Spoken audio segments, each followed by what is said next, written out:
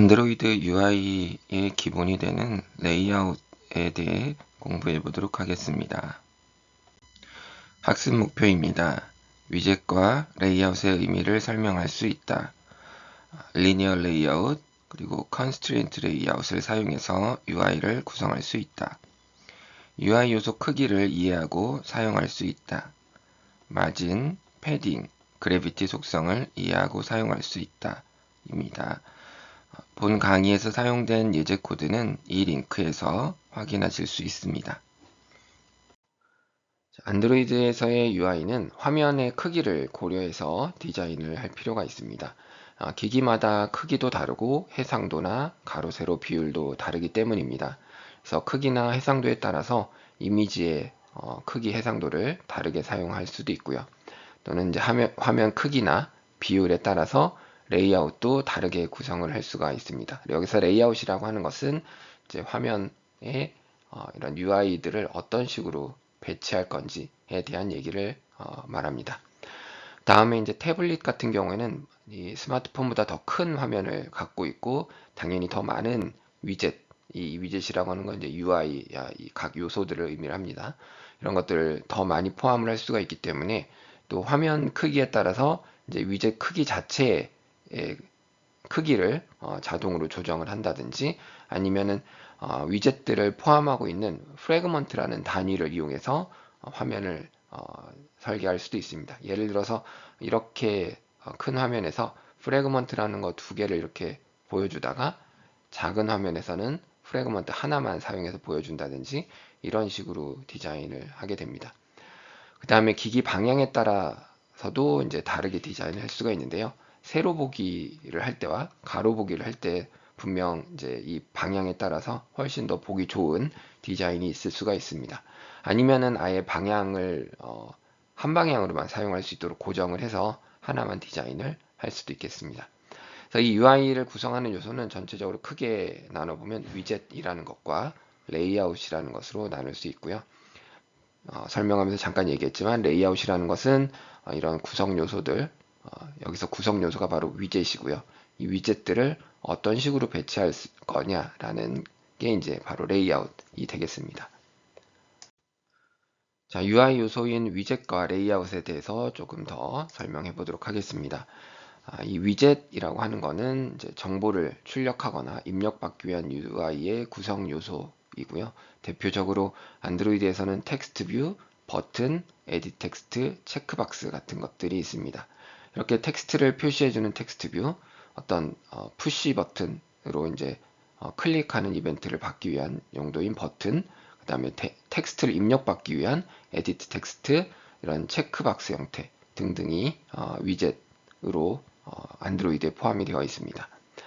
다음에 레이아웃은 이제 사용자 인터페이스에 대한 시각적 형태를 계층적 구조로 정의하는 방법인데요.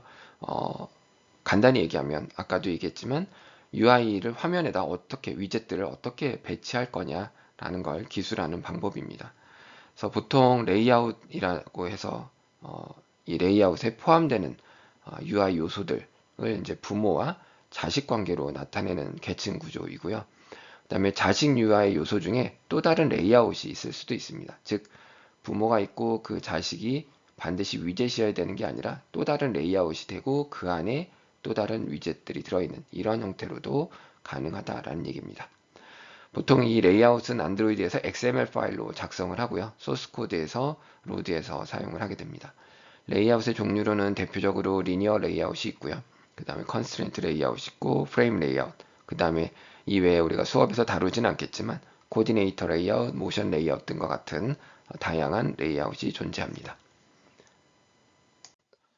이 위젯 레이아웃과 같은 이런 UI 요소들은 안드로이드의 뷰라고 하는 클래스를 상속해서 구현을 합니다. 이 뷰라고 하는 클래스는 화면에 표시 가능한 사각형 영역에 대해서 내용을 그리거나 이벤트, 키보드 마우스와 같은 이벤트 처리를 해줄 수 있도록 만들어 놓은 클래스입니다. 그리고 뷰를 상속받았지만 뷰 그룹이라고 하는 것은 이것도 뷰를 상속했기 때문에 뷰의 일종이긴 하지만 특징은 다른 뷰를 포함할 수 있는 뷰입니다. 대표적으로 레이아웃이 바로 뷰 그룹에 속하는 것이고요. 그 다음에 이제 뷰의 속성들이 여러 가지가 있는데 이런 속성들이 곧 위젯 레이아웃 이런 UI 요소들의 속성이 됩니다. 대표적으로 비저빌리티는 이제 보이게 하거나 안 보이게 하거나 아니면 아예 위치까지 없애서 사라져 버리게 하거나 하는 이런 속성들이 있습니다. 이 세 가지의 차이점을 얘기를 해보자면, 만약에 어떤 위젯이 이렇게 있다고 했을 때 이 위젯이 비저블이라면 이렇게 눈에 보이게 되고요. 인비저블이면은 이 위치는 이대로 이 자리를 차지하고 있지만 눈에만 보이지 않게 됩니다. 하지만 건으로 하게 되면 아예 이거 자체가 사라지게 됩니다. 그래서 이 밑에 있는 게 뭐 위로, 그러니까 레이아웃에 따라 다르겠지만 이 밑에 있는 게 이 자리로 이제 올라올 수도 있게 됩니다. 그 다음에 이제 가로 세로 길이는 레이아웃 하이트와 위스로 지정을 해줄 수가 있고요. 그 다음에 레이아웃 마진은 이 위젯의 이 바깥쪽 여백을 얘기를 합니다. 이거를 좌우 상하로 지정해 줄 수가 있고요. 그 다음에 레이아웃 그래비티는 이 위젯들을 뭐 위로 붙여서 배열할지 아래로 붙일지 이런 위치 정렬에 대한 얘기고요. 그 다음에 패딩은 이 보통 이제 뷰 안에 예를 글씨를 쓴다라고 하면 이렇게 쓸 텐데요. 이 글씨, 즉 이 실제 내용과 이 뷰 영역 경계 요 사이에 요 여백을 우리가 패딩이라고 얘기를 합니다. 뒤에서 자세히 다시 한번 볼 테고요. 그다음 그래비티는 내부 요소의 정렬 방식인데요. 예를 들어서 어떤 텍스트를 보여주는 텍스트 뷰가 있다고 하면은 왼쪽으로 정렬하면은 텍스트가 이쪽으로 치우쳐져서 써지고요. 오른쪽 정렬하면 이쪽, 뭐 가운데 정렬, 뭐 위로, 아래로 이렇게 정렬하는 걸 이제 내부 요소 정렬인 이제 그래비티라고 합니다. 그러니까 레이아웃 그래비티하고 헷갈리면 안 되는 게, 레이아웃 그래비티는 위젯 자체를 정렬하는 거고요. 그래비티는 위젯 안에 들어있는 내용을 그 위젯 안에서 정렬하는 걸 얘기를 합니다. 자, 간단한 레이아웃 위젯 예를 보여줄 텐데요. 이건 여러분들이 처음에 안드로이드 스튜디오를 시작하고 Empty 액티비티를 선택해서 만들었을 때 자동으로 만들어지는 레이아웃입니다. 요 프로젝트 디렉토리 밑에 이 위치에 가보면 액티비티 메인 XML이라고 있을 테고요. 안드로이드 스튜디오에서도 화면 왼쪽에서 바로 스튜디오 화면 왼쪽에서 쉽게 찾으실 수 있습니다. 레이아웃 중에서도 이제 컨스트레인트 레이아웃으로 만들어지는데요. 그 안에 이제 텍스트 뷰라고 하는 위젯이 있는 거고, 그래서 화면으로 보게 되면 컨스트레인트 레이아웃이 이렇게 차지하고 있고, 텍스트 뷰로 헬로 월드가 표시되는 텍스트 뷰가 가운데에 위치하게 됩니다.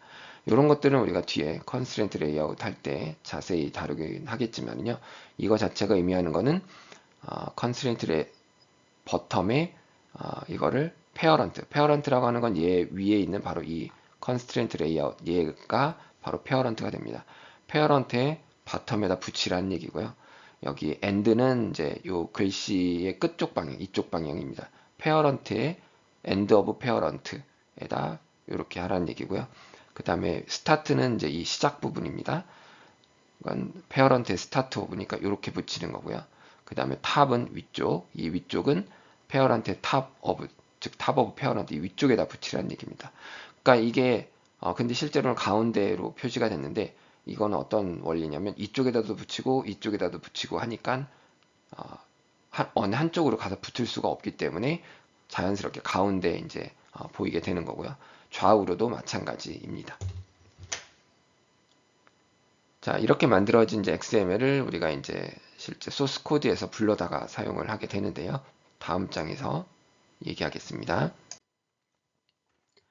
자, 그 앞에 이제 그 XML을 우리가 이제 그 메인 액티비티라고, 이것도 이제 자동으로 만들어주는 가장 기본 액티비티 소스 파일인데요. 여기에 보면은 이제 우리 onCreate라고 하는 메소드를 상속을 했습니다. 이 onCreate는 액티비티가 맨 처음에 생성될 때 호출이 되는 메소드이고요. 시스템이 알아서 호출을 해줍니다.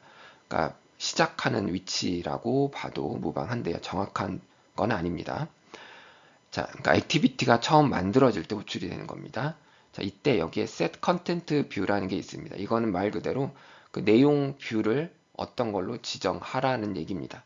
즉, 이 액티비티가 이제 화면 전체를 차지하고 있는데 이거의 컨텐트 부분, 이 위에 타이틀 바 같은 거 빼고요. 이 밑에 그 내비게이션 버튼도 빼고요. 요 실제 순수하게 액티비티의 컨텐트 영역을 어떤 뷰로 채울 거냐라는 얘기인데요. 바로 r.layout activity_main으로 채우라는 얘기고요. 요게 나타내는 건 바로 앞에서 본 요 파일입니다. 요 레이아웃 파일을 지정을 하는 거고요.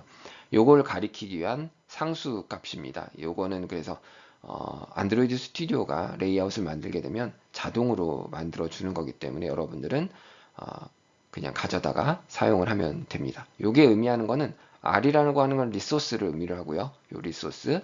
그다음에 레이아웃이라고 하는 거는 이제 레이아웃 디렉토리에 포함되어 있는 걸 의미를 하고요. 그 안에 이름이 액티비티 언더바 메인이라는 식으로 이렇게 이름을 결정을 하게 됩니다. 자, 이걸 이제 이렇게 액티비티 소스 코드에서 가져다가 이제 요 set content 뷰가 요걸 이제 우리가 보통 inflate라고 표현을 하는데요. 그러니까 풍선을 불어서 뭔가 형태를 만든다라는 의미입니다. 그래서 형태를 여기 XML에서 기술한 그 레이아웃을 이제 여기다가 실제로 구현해서 액티비티의 컨텐트 부분에다 보여준다라는 얘기가 되는 겁니다. 참고로 우리가 이제 한 1, 2년 전부터 이제 등장하기 실제로 이제 정식 버전이 출시가 돼서 이제 사람들이 점점 많이 사용하고 있는 UI 작성 방식인데요. 그 제팩 컴포즈라고 하는 게 있습니다. 이거는 이제 XML 방식이 아니라 이제 코틀린 코드로 만들어져 있는 건데요. UI를 이제 지금 이런 방식이 아니라 선언형 UI라고 합니다. 그래서 상당히 그 버그가 날 가능성도 적고 성능도 괜찮고 만들기도 이제 익숙해지면 만드는 것도 매우 편리한 방식인데요. 이런 방법도 있으니까 여러분들이 참고로 공부해 보는 것도 아주 좋을 것 같습니다. 아마 여러분들이 졸업하고 회사에 갔을 때는 이런 컴포즈를 써야 될 일이 있을 수도 있습니다. 실제로 지금 많은 개발자들이 컴포즈를 도입을 하고 있기 때문에 지금 여러분들이 혼자 공부를 해보는 것도 많이 도움이 될 것이라고 생각합니다. 자, 위젯의 종류로 아까 잠깐 얘기를 했지만 이런 텍스트 뷰, 에디트 텍스트 버튼들이 있고요. 그 외에도 뭐 라디오 버튼, 체크박스, 스위치, 이미지 보여주는 이미지 뷰, 그다음에 웹을 보여주는 웹 뷰, 그다음에 스크롤링을 해주기 위한 스크롤 뷰, 그다음에 네스티드 스크롤 뷰. 이거는 이제 스크롤되는 위젯 안에 그러니까 스크롤되는 위젯이 있을 때 그 전체를 스크롤하기 위한 그런 뷰고요. 뭐 페이징 형태로 보이는 뷰 페이저, 그다음 스피너 컨트롤, 그다음 뭐 리사이클러 뷰 등등이 있습니다. 이 중에 이제 우리가 뭐 텍스트 뷰, 에디 텍스트 버튼 같은 것들은 이미지 뷰 같은 것들을 좀 배울 거고요. 스크롤 뷰도 좀 배울 거고 리사이클러 뷰도 이제 나중에 배울 예정입니다. 자, 위젯의 텍스트 뷰하고 에디 텍스트는 기본적으로 텍스트를 표시하거나 에디 텍스트 같은 경우는 입력하기 위한 뷰입니다. 텍스트 뷰는 이제 사용자가 수정할 수 없고 그냥 보여주기만 하는 거고요. 단지 이제 코드에서는 당연히 텍스트를 변경해서 보여줄 수가 있죠. 에디 텍스트 같은 경우는 이제 사용자가 직접 이렇게 입력할 수 있는 뷰가 되겠습니다. 위젯이 되겠습니다. 자, 버튼은 많이 사용되는 이제 푸시 버튼이고요. 그래서 이렇게 클릭하면은 버튼이 눌렸다라는 이벤트를 받아서 처리할 수가 있습니다. 버튼 위에다 이제 텍스트를 쓸 수도 있고 아이콘도 같이 표시할 수가 있습니다. 이와 같이 아이콘, 텍스트 또는 아이콘 형태로만 텍스트만 할 수가 있고요. 버튼 전체를 이제 이미지로 만약에 그려서 만들고 싶다 그러면 이미지 버튼이라고 하는 게 있습니다. 이미지 버튼을 사용을 하면 되겠고요. 그래서 버튼 클릭을 처리하는 방법은 우리가 크게 두 가지가 있는데요. 여러분들이 코틀린 소스 코드에다가 뷰 온 클릭 리스너를 이제 만들어서 이제 이 버튼의 클릭 리스너에다 등록을 시켜도 되고요. 당연히 요 인터페이스를 임플리멘트 하기보다는 이제 람다를 이용해서 지정하는 게 훨씬 간편하고 좋죠. 그 다음에 방법 두 번째로는 레이아웃 XML의 이제 버튼 속성 중에 온클릭이라고 하는 속성이 있습니다. 여기다가 우리가 소스 코드에서 만들어 놓은 그 이벤트 핸들러, 이거는 이제 액티비티의 메소드로 만들어 놓으면 되는데요. 그 메소드를 여기다가 지정해서 버튼이 눌릴 때마다 해당 메소드를 호출하도록 만들 수도 있는데요. 저는 이제 이 방법 2번보다는 1번을 훨씬 선호하는 편이라 이건 따로 다루지 않겠습니다. 이유를 얘기를 하자면, 그러니까 소스 코드 상에 이제 어떤 위젯에 어떤 핸들러가 지정되어 있는지를 이제 알 수가 있는데, 이 레이아웃에도 이렇게 해놓게 되면은, 이제 어떤 버튼을 눌렀을 때 어떤 게 불리는지가 소스 코드 상으로 잘 드러나지가 않아서 저는 별로 선호하지 않는 방법입니다.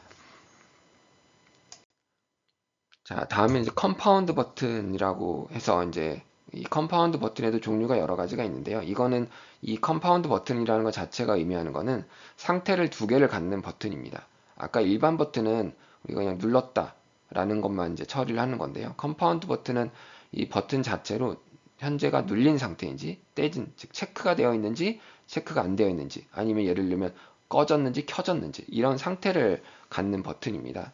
대표적으로 이제 이런 것들이 있는데요. 토글 버튼이라든지 스위치, 체크박스, 라디오 버튼 같은 게 있습니다. 토글 버튼 보면 이렇게 이제 오프, 온 상태가 표시가 되고요. 스위치도 이런 형태로 오프, 온이 표시가 되고요. 체크박스는 체크가 되어 있다, 안 되어 있다가 표시가 되고요.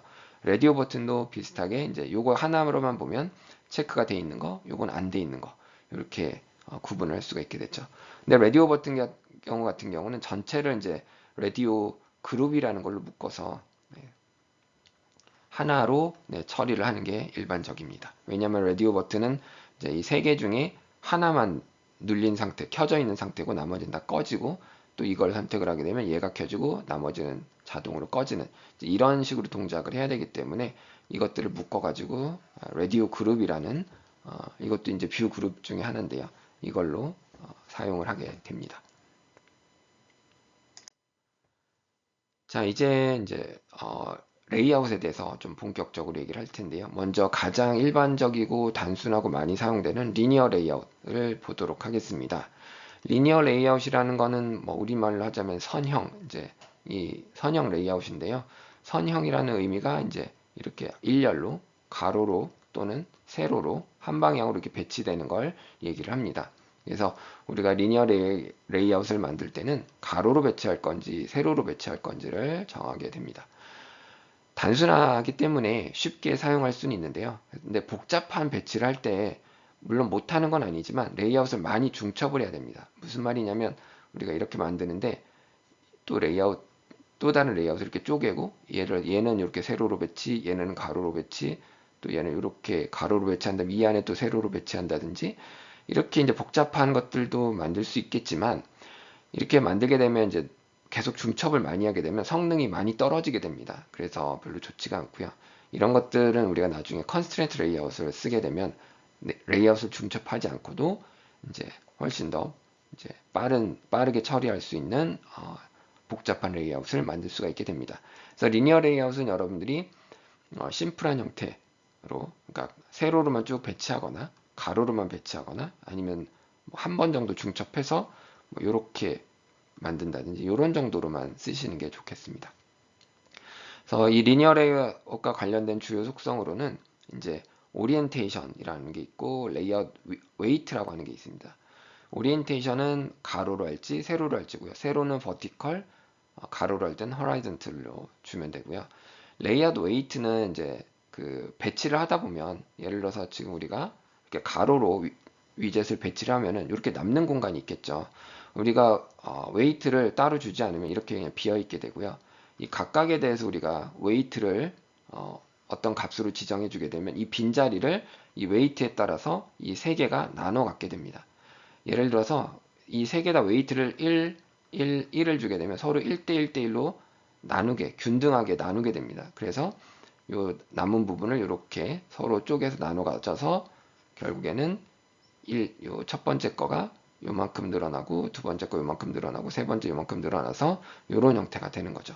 그러니까 원래 얘들의 크기가 완전히 똑같다면 처음부터 똑같으면 늘어난 크기도 똑같을 테고요. 얘들 크기가 좀 다르면 늘어난 크기도 조금 다르겠죠. 어쨌든 비어있는 데를 어떻게 나눠 갖느냐라는 비율입니다. 만약에 이거를 뭐 2대1로 나누겠다. 예를 들어 두 개가 이렇게 있고 요 남은 공간을 2대1로 나눈다라고 하면은 요거는 결국 대략 이런 모양이 나오게 됩니다. 물론 이 두 개의 크기가 비슷하다라는 가정 하에서 얘기하는 겁니다. 그래서 이 웨이트를 주게 되면은 웨이트를 2대1이 아니라 아예 이제 1대 0으로 주게 되면은 혼자 남는 공간을 다 차지하게 해서 이제 이런 쭉 늘어나는 모양으로 될 수도 있고요. 근데 어쨌든 간에 이 웨이트를 줌으로써 이제 빈 공간을 꽉 채우게 할 수가 있습니다. 왜냐면 이제 우리가 스마트폰에서 그림이 좀 스마트폰에서 뭔가 배치를 이렇게 하고 나서 이렇게 비워줄 수도 있는데요. 세로 같은 경우는 가로 같은 경우는 옆으로 좀 채우는 게 좀 더 보기가 좋을 수도 있습니다. 그래서 이런 웨이트 값을 위젯에다 줘서 꽉 채우게 할 수도 있습니다. 자, 리니어 레이아웃 예제를 하나 볼 텐데요. 지금 이거는 두 개의 리니어 레이아웃을 가지고 있는 리니어 레이아웃입니다. 그래서 여기 리니어 레이아웃이 하나 있고요. 이 안에도 하나가 있고 다음 장에 이 밑에 거에 해당되는 리니어 레이아웃이 나오고요. 얘는 오리엔테이션이 버티컬, 즉 요 두 개가 이렇게 세로로 배치되어 있고요. 그 다음에 이 안에 있는 거 버튼 3개 가지고 있는 얘도 역시 버티컬로 되어 있어서 버튼이 이렇게 세로로 배치가 되고 있습니다. 그리고 그 안에 버튼이라고 하는 위젯을 이와 같이 쓰고 있고요. 그래서 뭐 그 버튼이 표시될 글씨, 그 다음에 가로, 그 다음에 세로 길이를 이제 랩 컨텐트라고 하고 있는데 이건 뒤에 다시 한번 얘기하겠지만 요 컨텐트의 내용, 즉 글씨의 크기에 맞춰서 알아서 조절을 하는 겁니다. 그리고 이제 여기에 보면 이제 아이디를 부여를 하고 있는데요. 이 버튼에 대해서만 아이디를 하나 부여를 했습니다. 이거는 나중에 우리가 클릭 리스너를 쓸 때 이 아이디를 통해서 이 버튼 객체에 접근을 하기 위한 것입니다. 그래서 아이디를 여기다 만들어주지 않으면 나머지 이것들은 소스 코드에서 접근할 방법이 없습니다. 그래서 소스 코드에서 이 위젯들을 접근하기 위해서는 반드시 아이디를 이와 같은 형식으로 지정해 줘야 합니다. 자, 이번엔 이제 이 밑에 부분에 대한 건데요. 이 밑에 부분은 오리엔테이션이 허라이전틀로 돼 있어서 이렇게 가로로 배치가 되고 있는 겁니다. 그래서 4, 5, 6 버튼이 이렇게 가로로 배치가 되고 있는 걸 확인할 수가 있고요. 만약에 이 셋 중에 하나, 예를 들어서 뭐 가운데 거에다가 우리가 아까 레이아웃 웨이트라고 하는 속성을 만약에 얘만 1로 줬다. 그러면은 얘들은 따로 속성을 주지 않고 0으로 준다고 해볼게요. 레이아웃 웨이트를. 그럼 0, 0, 1이니까 이 비어있는 공간을 얘 혼자 다 차지하게 됩니다. 그래서 모양이 아마 이런 형태가 될 겁니다. 그래서 4번, 5번, 6번 버튼이 그 웨이트는 이제 이런 식으로 활용하면 되겠습니다. 네, 컨스트레인트 레이아웃에 대해서 배워볼 텐데요. 컨스트레인트 레이아웃은 이제 기존에 뭐 리니어나 렐러티브 등 다양한 레이아웃들이 있었는데 이런 것들이 이제 거의 다 이런 건 사라지고 리니어 레이아웃이 남고 이제 복잡한 레이아웃들에 대해서는 컨스트레인트 레이아웃을 사용을 하는 걸 권장을 합니다. 훨씬 더 성능이 좋기 때문에 그런데요. 중첩을 하지 않아도 복잡한 레이아웃을 만들 수 있는데요. 여기서 이제 플랫 하이어라키라고 표현을 썼는데 그러니까 우리가 아까 이제 간단한 트리를 보여줬었죠. UI. 이런 것들을 막 이렇게 해서 표현을 하는 게 아니라 얘들을 그냥 한 층으로 이렇게 쭉 하고도 이제 이와 같은 이런 이제 복잡한 형태를 표현할 수 있다라는 얘기입니다. 그러니까 이렇게 하이어라키를 플랫하게 만들었다라는 얘기죠. 근데 이제 이거는 이제 단점이 뭐냐면 XML로 이걸 손으로 다 이렇게 하려면 매우 귀찮습니다. 왜냐하면 이 위젯의 이 위, 좌, 우, 아래 이 앵커라고 하는 게 앵커가 어디에 갖다 붙일지를 다 정해주고 뭐 이런 것들을 해줘야 되거든요. 그래서 어, 그냥 스튜디오에 있는 레이아웃 에디터로 만드는 게 훨씬 더 편리합니다. 얘기했듯이 또 다른 레이아웃보다 성능이 우수하고요.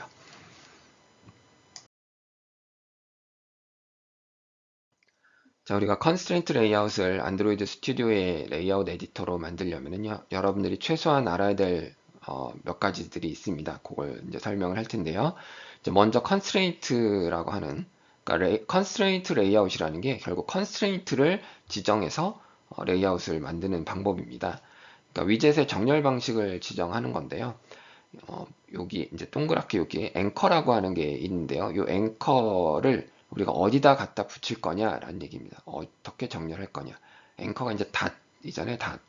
이렇게 생긴 닷인데 이거를 어디다 갖다 붙여서 정박시킬 거냐라는 얘기예요. 그래서 우리가 위, 아래, 좌우를 그래서 지금 이거 같은 경우는 페어런트의 위에다 붙이고 왼쪽은 즉 스타트 방향은 페어런트 스타트, 엔드는 페어런트 엔드, 바텀은 페어런트 바텀에다 그렇게 갖다 붙인 겁니다. 그렇게 붙여서 여기 지금 보면 약간 스프링 모양으로 되어 있는데요. 이게 스프링처럼 이렇게 당기면 늘어나고 놓으면 딱 달라붙는 겁니다. 그래서 예를 들어 우리 이쪽을 딱 끊어버리면, 즉 이쪽 앵커를 잘라버리면은 이 스프링에 의해서 이 위쪽으로 갖다 붙게 되고요. 또 이쪽을 자르게 되면 이쪽으로 갖다 붙습니다. 반대로 이쪽을 자르게 되면 이쪽으로 오른쪽으로 갖다 붙게 되고요. 그래서 그렇게 우리가 위치를 지정을 할 수가 있습니다. 근데 이제 이 위치를 우리가 페어런트뿐만 아니라 다른 위젯을 가지고, 그러니까 이렇게 다른 위젯에 뭐 엔드에다 붙인다든지 그런 식으로도 붙일 수가 있습니다.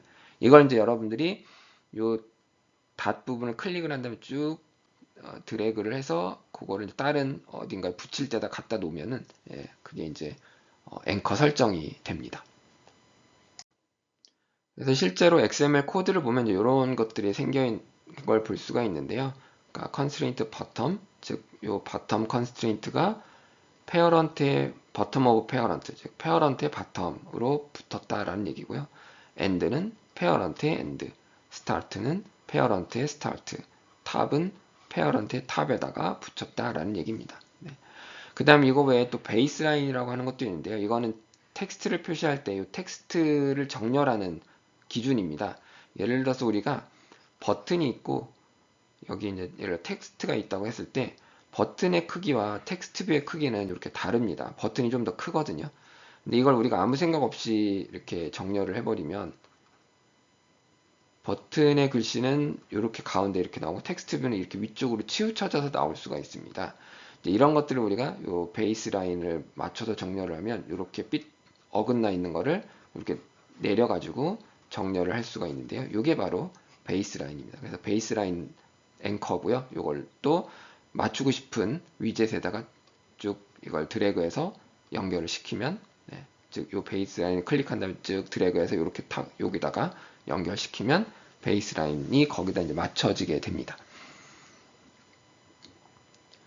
참, 베이스 라인은 기본적으로 이렇게 상하 정렬입니다. 상하. 예, 상하 위아래 정렬을 얘기를 하는 거예요.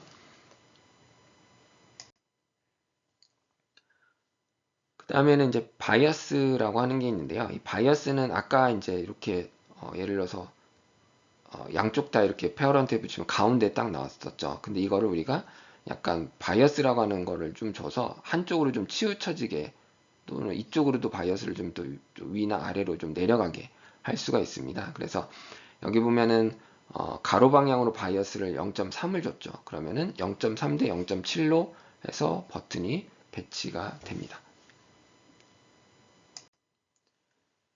자, 그 다음에 이제 아까 얘기를 했지만 다른 위젯을 기준으로 한 컨스트레인트도 가능합니다. 그래서 버튼 1 같은 경우는 지금 그 버텀 앤드 스타트 탑을 다 페어런트에다가 갖다 붙인 거고요. 그 다음에 얘 같은 경우에는 탑하고 그 다음에 버텀하고 탑은 페어런트에다 붙였죠. 그 다음에 엔드도 페어런트에다 붙였습니다. 이렇게 붙였고요. 여기 스타트 부분은 ID 버튼 1의 옆에 이렇게 붙은 형태가 된 거죠. 그래서 다른 위젯을 지정하려면 당연히 이렇게 ID가 이제 부여가 됩니다. 그래서 자동으로 여러분들이 특별히 하지 않으면 자동으로 부여가 되기 때문에 여러분들이 나중에 그걸 물론 변경은 할 수가 있습니다. 자, 그 다음에 이제 여러 개 위젯을 한 줄로 정렬할 때 이 체인이라는 걸 이용하면 좀 편리하게 배치를 할 수가 있는데요. 어떤 식이냐면 일단은 예를 들어 3개 이렇게 지금 상하 정렬은 되어 있는 거고요. 지금 이거는 좌우 가로 정렬은 아직 아무것도 안 되어 있는 겁니다. 그래서 얘들을 3개를 쭉 드래그를 해서 선택을 다 합니다. 한 다음에 오른쪽 버튼을 누르면요. 체인지라는 메뉴가 있고 여기에 horizontal 체인이 있습니다. 우리가 이제 가로로 이렇게 체인을 만들 거거든요. 만약에 우리가 이제 이렇게 좌우 정렬은 돼 있고 세로가 안 돼 있는 경우라면 이렇게 해서 우리가 버티컬 체인, 이런 체인을 만들 수도 있습니다. 그래서 이 체인을 만들게 되면 얘들의 가로 배치가 체인 종류에 따라서 자동으로 이제 배치가 됩니다. 그래서 이제 이런 가운데 이렇게 진짜 체인 모양으로 이런 모양이 이제 생기게 되고요. 그래서 여기 보면은 서로 어떤 식이냐면 체인 모양이 얘 오른쪽은 얘 스타트, 얘 스타트는 얘 엔드, 이렇게 이제 연결이 돼 있는 겁니다. 이렇게 버튼 2번으로 돼 있고 요거의 스타트는 요거의 엔드는 요거의 스타트는 버튼 1번으로 되어 있고 요거의 엔드는 버튼 3으로 되어 있죠. 그 다음에 요거의 스타트는 버튼 2번으로 되어 있고요. 그래서 서로 이렇게 체인으로 그러니까 서로 이제 서로 이렇게 닻을 내리고 있는 상태죠. 이런 게 이제 체인으로 이제 만들어지는 거고요. 자, 에디터에서 볼 때는 디자이너에서 볼 때는 이렇게 체인 형태로 보이게 됩니다. 그래서 기본적으로는 이렇게 일정하게 간격을 갖고 이제 보이게 되어 있고요. 그게 이제 스프레드이고요. 체인 모드를 우리가 스프레드 인사이드로 하게 되면 좌우 끝은 붙고 가운데가 이제 나눠지게 되고요. 팩드로 하게 되면은 세 개 이렇게 가운데로 딱 붙어가지고 보이게 됩니다. 만약에 붙어서 여기만 조금 뭔가 좀 띄우고 싶으면 여러분들이 이제 레이아웃 마진 같은 거 사용하면 이렇게 사이를 살짝 띄울 수도 있습니다. 네, 그래서 이제 이 체인을 변경하는 거는 오른쪽 마우스 버튼을 여기 첫 번째 오른쪽 마우스 버튼을 누르고 여기 사이클 체인 모드라는 걸 보면은 스프레드 인사이드, 팩트가 서로 이렇게 해서 번갈아 가면서 나오게 됩니다. 그래서 이걸 눌러서 원하는 체인으로 만들면 됩니다. 다음에 이제 체인 바이어스라고 하는 것도 있는데 체인도 이렇게 전체가 이렇게 한쪽으로 이렇게 좀 치우쳐지게 할 수 있습니다. 그래서 여기 같은 경우 호라이전털 바이어스를 예를 0으로 한다면 여기가 0대 100, 0대 1이 되겠죠. 근데 이걸 뭐 0.1로 하면 0.1 해서 조금 떨어지고 이제 여기 나머지 0.9에 해당되는 부분이 남겠죠. 이렇게 이런 식으로. 그래서 체인에다가도 우리가 바이어스를 지정을 할 수가 있습니다. 근데 요거는 이제 첫 위젯에다가 바이어스를 변경을 하는 겁니다. 그러니까 체인 자체가 바이어스를 가졌다기보다는 첫 위젯에 우리가 바이어스를 변경을 하면 연결되어 있는 다른 위젯들도 같이 붙어서 이동한다라는 얘기입니다. 자, UI 요소의 크기를 결정하는 속성은 이제 레이아웃 위스와 레이아웃 하이트라고 있는데요. 이거는 뷰가 가지고 있는 속성이기 때문에 모든 레이아웃 위젯 다 이 레이아웃 위스와 하이트로 가로 세로 크기를 결정을 할 수가 있는데 이제 여기서 중요한 거는 이 크기 값으로 어떤 걸 쓸 수 있느냐라는 건데요. 많이 쓰는 것 중에 하나가 이제 매치 페어런트고 이제 랩 컨텐트입니다. 그래서 매치 페어런트라고 하는 거는 이름 그대로 부모의 크기에 맞추는 겁니다. 그래서 부모가 이만하다 하면은 그 안에 들어가 있는 예를 들어 레이아웃 위스를 매치 페어런트로 하면 이렇게 꽉 차게 크기를 차지하게 되고요. 그 다음에 이제 랩 컨텐트라고 하는 거는 그 안에 이제 들어있는 이제 어떤 요소가 있겠죠. 예를 들어 텍스트 뷰는 텍스트 내용이 있을 텐데요. 그거의 크기에 맞게 크기를 결정하는 게 랩 컨텐트입니다. 그 다음에 우리가 특정 숫자 값을 쓸 수도 있습니다. 예를 들어서 이거의 가로 크기를 그냥 100픽셀로 하겠다. 예. 그러면 이제 100픽셀 크기만큼 강제로 이제 딱 만들어지는 건데 사실 이거는 썩 좋은 방법은 아닌 게 네, 여러분 핸드폰의 크기가 이제 다 다르기 때문에 100픽셀로 하면 어떤 거는 이렇게 보일 테고 어떤 건 더 이렇게 보일 수도 있습니다. 물론 이제 픽셀 단위가 아니라 DP라고 하는 디바이스 독립적인 단위도 있긴 한데요. 이걸 쓰게 되면 이제 이런 정도가 좀 덜해집니다. 그러니까 화면의 해상도가에 따라서 그 크기가 실제로 차지하는 픽셀의 크기가 달라지는데요. 예를 들어 해상도가 160dpi다. 요새 이렇게 낮은 해상도는 없겠지만 이거는 이제 1dp가 1픽셀에 해당이 되고요. 해상도가 더 높은 320dpi라면 1dp가 2픽셀이 됩니다. 그러니까 예를 들어 실제 물리적으로 똑같은 크기라고 하더라도 160dpi면은 픽셀이 그만큼 이 320dpi인 것보다 훨씬 적겠죠. 그래서 요만큼을 나타내기 위해서 픽셀을 더 조금 차지하게 될 거고 얘는 얘보다 2배의 픽셀을 차지하게 되겠죠. 그래서 160dpi라면 1dp가 1픽셀이고 2배가 되면 이제 2픽셀이 된다라는 얘기입니다. 근데 이건 해상도라는 거는 이게 실제로 이렇게 dpi가 다르더라도 물리적인 크기는 차이가 없을 수 있습니다. 네.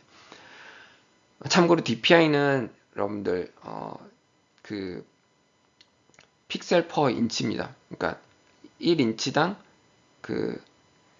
몇 픽셀이 들어가느냐. 그러니까 더 많이 들어가면 더 해상도가 높아서 더 세밀한 묘사가 되는 거겠죠. 그래서 이런 이제 특정 값을 쓸 수 있는데 픽셀보다는 굳이 써야겠다 그러면 dp 단위를 쓰시면 되겠습니다. 예를 하나 보도록 할게요. 지금 요 세 개의 위젯이 있는데요. 이것들의 이제 높이는 다 웹 컨텐츠로 해서 이 텍스트에 요 안에 들어있는 텍스트 크기에 적합하게 맞췄습니다. 이렇게 다 그렇게 했고요. 이제 이 가로 길이를 첫 번째 건 매치 페어런트로 해서 매치 페어런트 이 리니어 레이아웃의 가로 크기랑 딱 맞춘 거고요. 그 다음에 요거 같은 경우 웹 컨텐츠에서 요 내용만큼만 딱 한 거고 얘는 그냥 100dp로 강제로 줄여 놓은 겁니다. 100dp로. 그래서 다음 줄로 이렇게 줄바꿈까지 되어 있죠. 그 다음에 페어런트 같은 경우, 페어런트인 리니어 레이아웃 같은 경우는 매치 페어런트로 되어 있죠. 즉, 요 액티비티의 컨텐트 영역이 페어런트가 되어서 화면을 요 꽉 채우게 됩니다. 자, 이번에는 레이아웃 마진과 패딩. 마진에 대해서 레이아웃이 붙고요. 패딩은 안 붙습니다. 그래서 레이아웃이 붙어 있는 거는 그 해당 위젯 자체에 대한 어떤 위치나 그런 여백을 얘기하는 거고요. 그게 안 붙어 있는 패딩이나 뭐 그냥 그래비티나 이런 거는 이 안에 들어있는 컨텐트 부분 요거에 해당이 되는 겁니다. 그러니까 그걸 착각하지 않도록 착각을 안 하려고 그 앞에 레이아웃이 붙었는지 안 붙었는지를 보면 됩니다. 그래서 레이아웃 마진은 이제 이 뷰의 바깥쪽 여백 요게 바로 이제 레이아웃 마진이고요. 레이아웃 마진을 우리가 윗부분, 아랫부분, 왼쪽 부분, 오른쪽 부분을 따로따로 줄 수도 있습니다.